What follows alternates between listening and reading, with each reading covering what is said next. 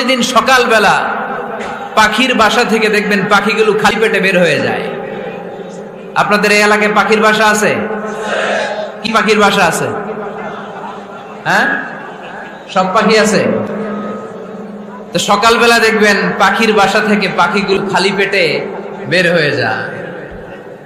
বিকেল বেলায় পাখিগুলোর ওদর ফুর্তি করে পেট ভর্তি করে আবার পাখির নিড়ে ফিরিয়ে দেয় কে? কারণ পাখিগুলো তাওয়াক্কুল করেছে কার উপর? পাখিগুলো তাওয়াক্কুল করে যদি পাখির নিড়েই বসে থাকতো, ওদের পেটে খাবার আসতো? কথা বলেন। বিশ্বনবী এটাই বললেন, তাকদু খিমাসান ওয়া তারুহু বিতানান।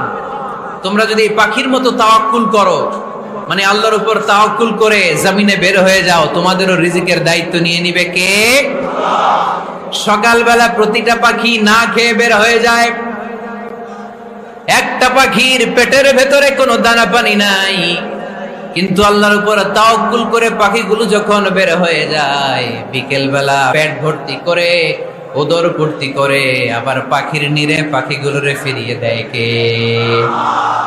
পাখিগুলো কি আমাদের মতো খাবার জমা করে রাখতে পারে? আমরা তো 7 দিনের বাজার একবারে করে ফ্রিজে রাখি। পাখিদের ফ্রিজ আছে না? আছে।